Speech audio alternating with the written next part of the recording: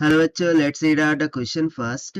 A permanent magnet has the shape of a sufficiently thin disk magnetized along its axis. The radius of the disk is r equals to 1.0 centimeter. Evaluate the magnitude of the molecular current I dash flowing along the rim of the disk if the magnetic induction at the point on the axis of the disk lying at a distance of x is equals to 10 centimeter from its center is equals to b, which is equals to 30 micro tesla. So इस question में क्या बोल रहा है कि basically इस तरीके से कुछ रिम होंगी। ठीक है, मैंने कंसिडर कर लिया कि इस तरीके से रिम है, ये उसका एक्सिस होगा। ठीक है, जो कि उसके सेंटर से पास हो रहा है। सो इस एक्सिस के अलोंग उसे मैग्नेटाइज किया गया है। ठीक है, इस एक्सिस के अलोंग उसे मैग्नेटाइज किया गया है।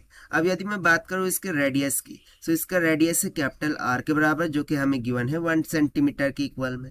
Right, now at a distance of x from the centre of this disc, यानी कि इस एक्सिस पर कुछ x डिस्टेंस पर, यानी कि मैं सपोज कर लेता हूँ कि यहाँ से तो यहाँ तक के इस डिस्टेंस पर जो मैग्नेटिक फील्ड है वो हमें दे रखी है b is equal to 30 micro tesla के बराबर, और ये जो x डिस्टेंस है वो हमें दे रखा है 10 सेंटीमीटर के बराबर। ठीक है, वहां पर जो मैग्नेटिक फील्ड है वो हमें 30 माइक्रो टेस्ला दे रखा है। सो इसके द्वारा ये जो रिम है उसमें जो करंट फ्लो कर रहा है, सो उसको हम मान लेते हैं I dash according to question. So ये जो आई डैश करंट फ्लो हो रहा है उसका मान क्या होगा वो हमें according to question find out करना है। तो चलिए स्टार्ट करते हैं सोल्यूशन से, but before of its let's talk about the key concept which we are going to use here for this question. तो जब कभी हमें at a distance of x कोई मैग्नेटिक फील्ड गिवन हो और उसका मान हमें गिवन हो, सो उसके लिए हम सिंपली एक फॉर्मूला यूज करते हैं कि B is equals to mu not into the current into radii square divided by क्या हो जाता है 2 in bracket x square plus r का square that whole bracket raise to 3/2 के equal.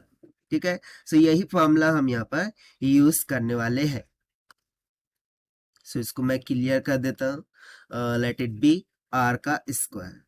Now if you see that, so x कितना है 10 centimetre, r कितना है 1 सेंटीमीटर, यानी कि x is very very greater than two r है। सो इस कंडीशन के लिए जो मैग्नेटिक फील्ड है उसका मान हो जाता है mu not I into r का square divided by 2 times of x का क्यूब के बराबर, यानी कि हमने आर स्क्वायर को यहाँ पर निगलेक्ट किया है।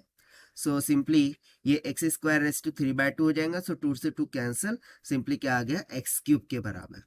ठीक है, अब अकॉर्डिंग टू क्वेश्चन ये जो करंट है वो आई डैश है, सो यहाँ पर हम करंट को मान लेंगे आई डैश। हमें सभी की सभी वैल्यूज गिवन है, सिंपली फाइंड करना है आई डैश को।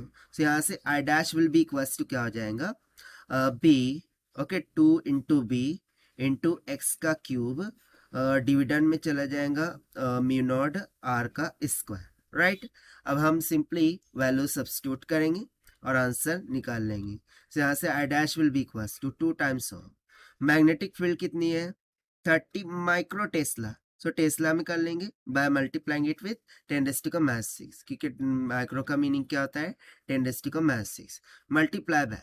नाउ सी एक्स कितना गिवन है 10 सेंटीमीटर, यदि मैं इसको मीटर में करूं सो इसको 0.1 मीटर लिख सकते हैं, दैट इज 10 इंटू 10⁻², यानी कि 0.1 मीटर के बराबर हो जाएगा।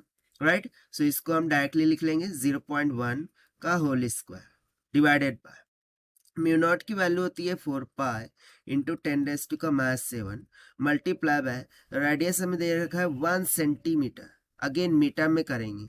सो यहाँ पर मैं कन्वर्जन कर देता हूँ कि 1.0 सेंटीमीटर को हम लिख सकते हैं 0.01 मीटर में।